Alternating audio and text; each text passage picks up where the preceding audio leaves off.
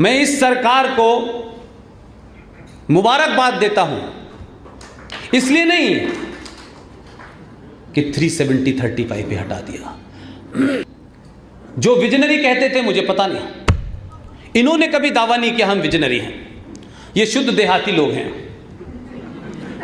हिंदी बोलते हैं, हिंदी में खाते हैं, हिंदी में सोते हैं और शायद हिंदी में गाली देते होंगे, लेकिन इंग्लिश में गाली दीजिए तो लोग कहते हैं वाह वाह क्या वंडरफुल, लेकिन वही गाली आप हिंदी में दे दीजिए कहेंगे देखिए साहब कितना जाहिल आदमी है। दोनों धाराओं के हटने के बावजूद भी जो एपरेटस, जो सिस्टम व्यवस्था में इस्लामिक आतंकवाद की जड़ें मजबूत हो गई थी, वो तो फिर भी नहीं हटने वाला था। अगर वहां वो राज का दर्जा उसको रहता तो महबूबा भी आती और अब्दुल्ला भी आते। सिर्फ इन दो चीजों से इतना ही होता कि कुछ लोगों को नागरिकता मिल जाती, लेकिन जो सिस्टम व्यवस्था में जो किया गया था उसको तोड़ने में आपको 70 साल लगते। इसलिए मैं इस सरकार को मुबारकबाद देता हूं कि आपने धाराएं नहीं हटाई, आपने विजनरी होने का परिचय दिया और उस राज्य को आपने यूनियन टेरिटरी घोषित करके देश के अंदर सीधे तौर पर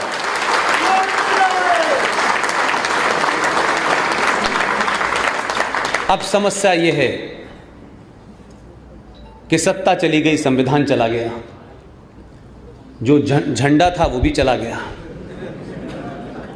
लेकिन अब समस्या दूसरी हो गई। और ये भी मैं कहता हूं कि कुछ चीजें अच्छी होती हैं। ये अगर 2019 से पहले होता तो सब कुछ होने के बाद भी मुझे थोड़ा सा दुख रहता। मैं ज्यादा खुश क्यों हूं?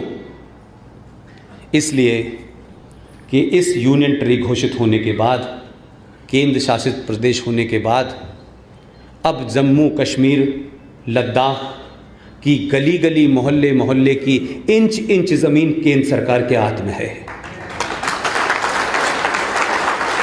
और दूसरी बात जो मेरे लिए उससे भी ज्यादा महत्वपूर्ण है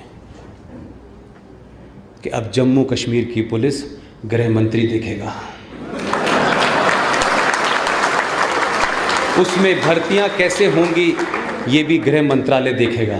तो लोग अब डर के मारे ये नहीं कहते कि गृह मंत्रालय देखेगा, उनको मालूम है गृह मंत्रालय का मतलब क्या है।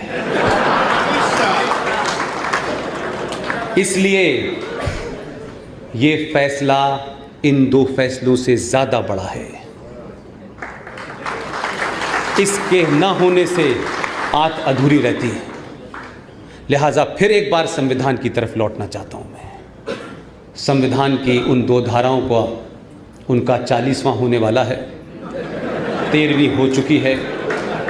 31 अक्टूबर को मैं सब जगह एक अपील कर रहा हूं, आपसे भी करता हूं, आपको अच्छी लगे तो मानिए, मैं कोई राजनेता होने की मेरी बात आपको माननी है।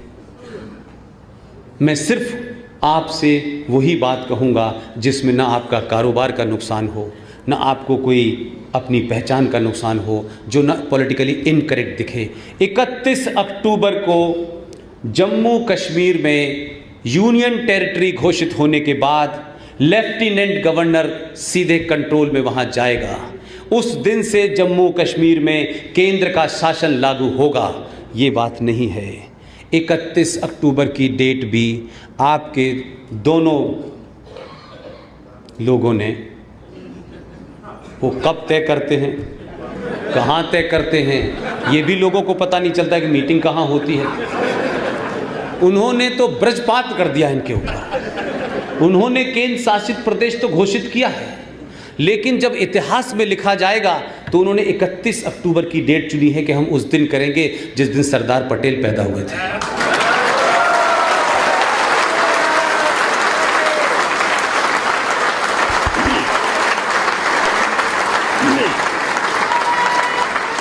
देखिए,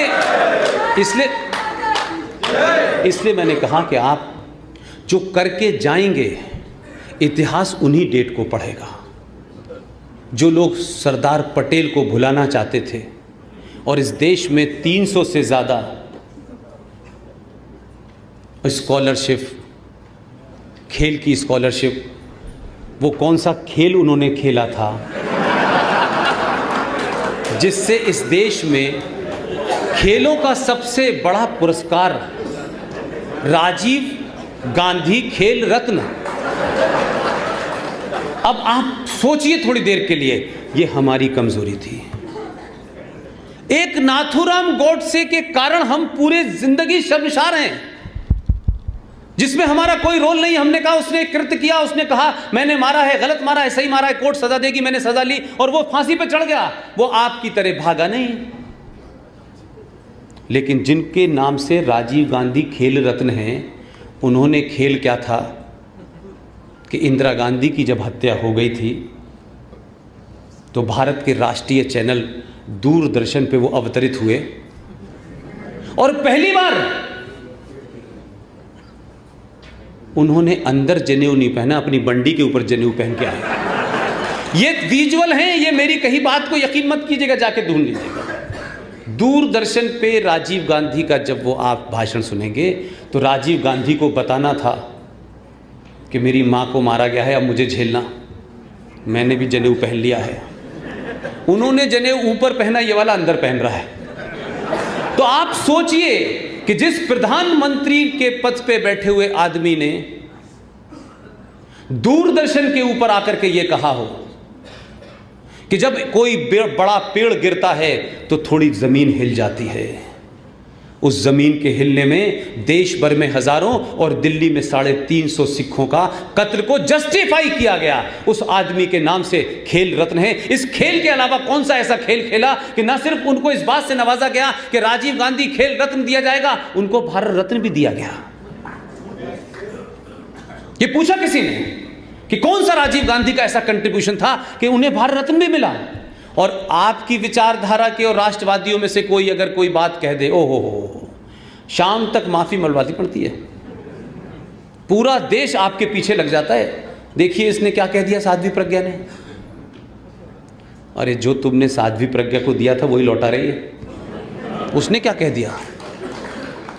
तो मैं लार्जर कॉन्टेक्स्ट में यह कहना चाहता हूं, मैं संविधान के अंदर एक धारा है। जो लोग ये कहते हैं नहीं नहीं संविधान हमने लिखा है, ये संविधान के निर्माता हैं, होंगे। उसी संविधान में एक धारा है 333, ट्रिपल तलाक नहीं, 333, 333। इस धारा को कभी सुना आपने? कभी जिक्र ही नहीं होगा। इस धारा में है क्या? और यह सवाल इसलिए मैं पूछना चाहता हूं कि इससे दो चीज का पाखंड पता चलेगा कि अगर यह संविधान भारत के निर्माताओं ने बनाया गया जैसा कि दावा किया जा रहा है, लेकिन जो बात मैं आपसे कन्वे कर चुका हूं उसे मेरी बात को यकीन करें न करें, मैंने कहा कि government of India independence act 1935 की कॉपी ले लीजिए आर्काइव से, फोटो कॉपी करा लीजिए और भारत के संविधान को लेकर बैठ जाइए। 80% फोटो कॉपी है, ये बात मैं आपको बता रहा हूं। कोई दावा नहीं है मेरा, कोई इंटरप्रिटेशन नहीं है। लेकिन सवाल यह है कि धारा 333, ये धारा क्या है? ये धारा बड़े कमाल की है साहब। इस धारा के तहत जो अंग्रेज यहां आए थे, वो अंग्रेज राज किया उन्होंने और फिर जाने से पहले चाबी अपने हिंदुस्तानी अंग्रेजों को देके चले गए। ये जो 333 का जो प्रोविजन है, ये इस पाखंड को एक्सपोज कर देगा कि इस संविधान को बनाने वाले सभी भारतीय थे और ये संविधान पूरा हमने बनाया है। उसमें कहा गया कि जो अंग्रेज आए थे उन्होंने राज किया, वो चले गए, लेकिन बहुत लोअर लेवल पे भी अंग्रेज छोटे छोटे अफसर थे, उनके इस देश की महिलाओं से जायज और नाजायज संबंध हुए। कोई बहुत बड़े उसकी बात नहीं है, वो भी चले गए। यह कहा गया कि उन महिलाओं से होने वाली संतानों को भारत में एंग्लो इंडियन कहा जाएगा, एंग्लो इंडियन कहा जाएगा। और 70 साल में वो एंग्लो इंडियन संतानें खत्म नहीं हुई। मुझे तो मिल नहीं रही, मैं ढूंढता हूं। लेकिन 333 के अंदर एक प्रोविजन देखिए, जाने से पहले ये प्रोविजन करके गए कि भारत की लोकसभा के अंदर 545 सीटें हैं, चुनाव 543 पे होगा। ये तो 2 सीटें हैं तो जो असली थे वो चले गए, जो नकली थे वो समाप्त हो गए। लेकिन एंग्लो इंडियन कम्युनिटी के 2 लोगों को राष्ट्रपति हर बार लोकसभा में नॉमिनेट करेगा। ये किसके नुमाइंदे हैं? ये दोनों एंग्लो इंडियन किसके लिए जवाबदेह हैं? आप तो अपने एमपी से पूछते हैं ना, हमने वोट दिया है, आप उसका कॉलर पकड़ते हैं। तो लोकसभा में नॉमिनेट होने वाले ये 2 एंग्लो इंडियन के लोग हैं, ये प्रोविजन कब आया? और भारत के किस ज्ञानी संविधान को लिखने वाले ने ये कहा कि इसको शामिल कर लो? और चलिए मैंने माना, लेकिन आज तो 2019 हो गई। इस देश में हजारों जातियां ऐसी हैं, और जिस राज्य में की राजधानी में मैं हूं, यहां तो हजारों जनजातियां हैं जिन्होंने या जिनकी कबीलों के लोगों ने, उस जातियों के सरदारों ने कभी पार्लियामेंट देखी नहीं है। कम से कम वो हजारों लाखों लोगों की नुमाइंदगी करने के लिए उनमें से कोई नॉमिनेट नहीं होना चाहिए था? ये एंग्लो इंडियन को ढूंढ ढूंढ के कहां से लाया जाता है, और इस पे चर्चा नहीं होती कि इसको बंद होना चाहिए, या तो ये प्रोविजन खत्म होना चाहिए, या ये एंग्लो इंडियन की जगह इस देश में उन लोगों को 2 सीटों पे नॉमिनेट करना चाहिए जो भारत में सबसे कम जनसंख्या में है। और उसमें मेरी सजेशन है, सरकार माने या न माने, मैं तो सजेशन ही दे सकता हूं। भारत के गृह मंत्री ने आर्टिकल 35 और 370 की जब चर्चा हो रही थी, तो जो बात इस देश के लोगों को बताई नहीं गई थी, तो बताने से ज़्यादा मैं समझता हूं मेरी और आपकी जिम्मेदारी थी कि हम तमाम चीज़ें पढ़ते हैं, वो दिन और वो डेट हमने क्यों नहीं याद रखी, इसकी भी चर्चा मैं लगातार लोगों से कर रहा हूं। तो गृह मंत्री तक शायद ये बात पहुंच गई। 22 फरवरी 1994, 1994, 22 फेब, देश में कांग्रेस की सरकार थी, प्रधानमंत्री पीवी नरसिम्हा राव थे। भारत की पार्लियामेंट में ज्वाइंट सेशन में एक प्रस्ताव पारित हुआ। यह प्रस्ताव आरएसएस और बीजेपी का नहीं था कि इनको साहब पाकिस्तान से दुश्मनी थी। उस प्रस्ताव में सिर्फ यह कहा नरसिम्हा राव ने कि भारत और पाकिस्तान के बीच में कश्मीर एक विवाद है। अब नरसिम्हा राव के गुरु थे अटल जी, ये तो पता ही है आपको। तो ऐसी जगह अटल जी तो बड़ा लंबा पॉज लेते थे, इतनी देर में तो कोई कहीं से कहीं चला जाता था। लेकिन नरसिम्हा राव ने सार्वजनिक तौर में कहा कि मेरे राजनीतिक गुरु अटल जी हैं, लेकिन अपने गुरु से सही टाइम पे पॉज ले लिया उन्होंने और कहा कि कश्मीर एक मुद्दा है भारत पाकिस्तान के बीच में, यही एक विवाद है। और विवाद सिर्फ इतना है जो पॉज के बाद बोले, तो बहुत सारे लोग जो पहले वाले सेंटेंस पे इतने खुश हुए कि लगा कि वो पार्लियामेंट की बेंचेस पे खड़े होने वाले थे, वो बेचारे आधे ही खड़े हुए थे ताली बजाते बजाते। नरसिम्हा राव ने अपने उस प्रस्ताव में जो दूसरी लाइन जोड़ी, उसके बाद ऐसा सदमा बैठा कि लोग ताली बजाना भूल गए, लेकिन वो प्रस्ताव पारित हो गया। और दूसरी लाइन ये थी कि दोनों के बीच में विवाद है, कश्मीर विवाद है, और विवाद सिर्फ इतना है कि जिस जम्मू कश्मीर के इलाके पे पाकिस्तान ने कब्जा कर रखा है वो हमें वापस लेना है, सिर्फ इतना ही विवाद है।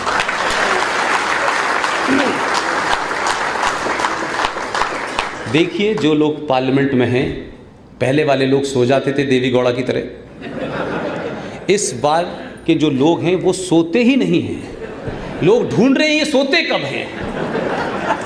यही सेम लाइन, यही सही सेम बात इस 5 और 6 अगस्त की डिबेट में भारत के गृह मंत्री ने कहा कि जम्मू कश्मीर भारत का अभिन्न अंग है, पाकिस्तान ऑक्युपाइड कश्मीर भारत का अभिन्न अंग है और हम उसे वापस लेकर रहेंगे।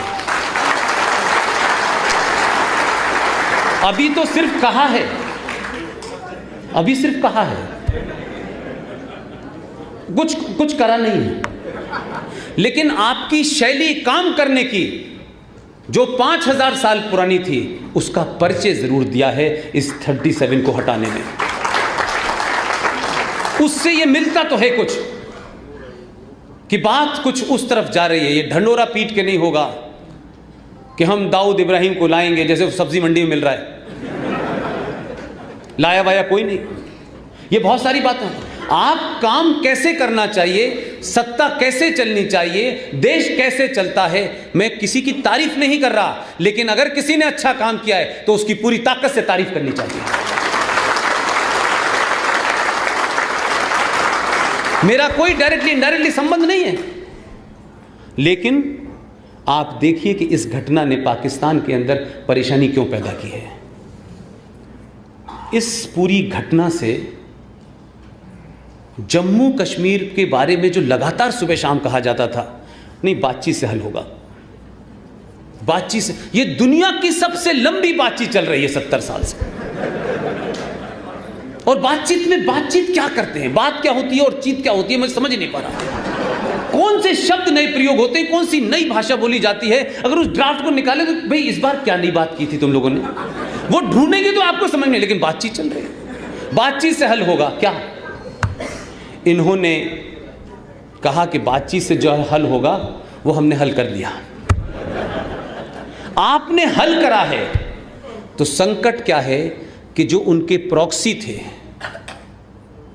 जिनकी जबान, जिनकी भाषा, जो कुछ जम्मू कश्मीर में एक राज जो भारत में, लोकतंत्र भारत में 2 नेशन थ्योरी को रिप्रेजेंट करता था, उस राज के अंदर इंस्टीट्यूशन का इस्तेमाल करके, आपके राजनेताओं की भूख को सेटिस्फाई करके, दिल्ली को घुटनों पे दबा दबा करके जो भी कुछ उन्होंने इख्तियार आपसे हासिल लिए, अधिकार हासिल किए, वो देश के खिलाफ थे। लिहाजा आपने जैसे ही उस पूरी बाउंड्री को रीश्योर किया, जिस बात की तरफ मेरा इशारा है वो पाकिस्तान को समझ में आ गया है, जिसको मैंने अभी बताया कि 370 और 35 से पाकिस्तान परेशान नहीं है।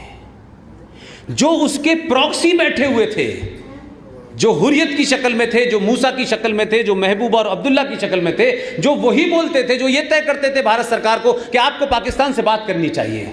एक राज्य की मुख्यमंत्री भारत की सत्ता को बताएगी कि किससे बात करनी चाहिए, नहीं करनी चाहिए, भारत का किस में हित है, किसका हित में नहीं है, ये भारत का प्रधानमंत्री, ये गृह मंत्री, ये रक्षा मंत्री तय करेगा कि जम्मू कश्मीर की मुख्यमंत्री तय करेगी। लेकिन पाकिस्तान की भी वही तकलीफ है कि इन्होंने यूनियन टेरिटरी घोषित करके जम्मू कश्मीर पे सारी ज़मीन ले ली। अब तो यहाँ भारत सीधे तौर पे आएगा, तो जम्मू कश्मीर में अब हमारे प्रॉक्सी की दुकान बंद हो गई है। और पूरी दुनिया में जब इस मुद्दे को उठाया तो पाकिस्तान ने भारत को इनडायरेक्टली मजबूत कर दिया। वो बार बार कह रहा है कश्मीर, तो सब पूछ रहे हैं कश्मीर में क्या हुआ, क्या हुआ भाई, कोई बॉर्डर बदल गया, क्या हो गया। अब ये नहीं कह पा रहा है, इसलिए पूरी दुनिया कह रही है ये इंटरनल मामला है। तो अब इंटरनल मामला ये तो आपने इंटरनल घर अपना ठीक कर लिया है। इसीलिए मैंने कहा कि जिस दिन घर ठीक कर लेंगे और हफ्ते में 1 दिन पानी पियाएंगे, उतने में हो जाएगा काम। कुछ और नहीं करना है आपको, किसी पे हमला नहीं किया आपने, बम बनाया हुआ है आपने, आपने सिर्फ यही कहा कि हमने अपना घर ठीक करना था, कर लिया, ये भारत की जनता तय करेगी। तो एक तो आपने कश्मीर के बॉर्डर को रीश्योर कर लिया, कश्मीर की ज़मीन के ऊपर पाकिस्तान की पैदा किए हुए जायज़ और नाजायज़ राजनीतिक दलों की सत्ता को कमज़ोर कर दिया और संविधान को डस्टबिन में डाल दिया। वहाँ की नागरिकता के नाम पे हिंदुओं को वहाँ जाने से रोकने की जो रुकावट थी उसे समाप्त कर दी, और उसका मिसयूज़ करके आपने हिंदुओं को पूरे देश के, मैं हूँ या आप हूँ, आप सबको जम्मू कश्मीर में जाने के लिए नागरिकता लेनी पड़ेगी, वहाँ रहने के लिए नागरिकता लेनी पड़ेगी, वहाँ ज़मीन करने की नागरिकता, उसको तो आपने कहा कि ठीक है, तो मैं तो चलो इतना भी मानता हूँ। लेकिन वो बार बार ये जब कहती थी कि नहीं कश्मीरियत, इंसानियत और जमहूरियत, ये जब वो कहती थी तो मैं ये समझ नहीं पाता था कि इनका मतलब क्या है। ये कैसी जमहूरियत और इंसानियत है कि उस जमहूरियत और इंसानियत के अंदर कश्मीरी पंडित जो उस ज़मीन पर रहता था उसको तो आपने मार के निकाल दिया, और जो भारत के हिंदुस्तानी हैं उनको वहां जाने से रोक दिया। लेकिन ताज्जुब है कि मुझे आपने जाने से रोका, मुझे जमीन नहीं दी, मैं थोड़ी देर के लिए सब्र कर लेता हूं। लेकिन मुझे बताइए 2008 से 2019 तक बर्मा से चल के रोहिंग्या मुसलमान 98,000 जम्मू कश्मीर में कैसे बस गया, और आप कहती हैं कश्मीरियत, आप कहती हैं हमारे भाई हैं, तो भाई को तो आपने निकाल दिया, जो बचे हुए थे उन्हें चारा बना दिया आपने। और मुसलमान बर्मा से आ जाए, मुसलमान बांग्लादेश से आ जाए, जम्मू कश्मीर में धारा 35 है उन्हें नहीं रोक पा रही थी, हमारे लिए थी सिर्फ। उनके पास राशन कार्ड भी है, उनके पास आधार कार्ड भी है। तो ये साफ एजेंडा है कि आप हिंदुओं के खिलाफ थी। अगर आप ये कहती कि भारत के किसी नागरिक को वहां आने के लिए, बसने के लिए नागरिकता लेनी, यहां तक भी ठीक था, तो फिर रोहिंग्या मुसलमानों को आपने कैसे दी? फिर बिहार और पूर्वी उत्तर प्रदेश से 25 मौलवियों को ले जाकर के आपने वैली के अंदर जो मस्जिदें हैं उन मौलवियों को नागरिकता कैसे दी? क्योंकि वो जहर उगल रहे हैं।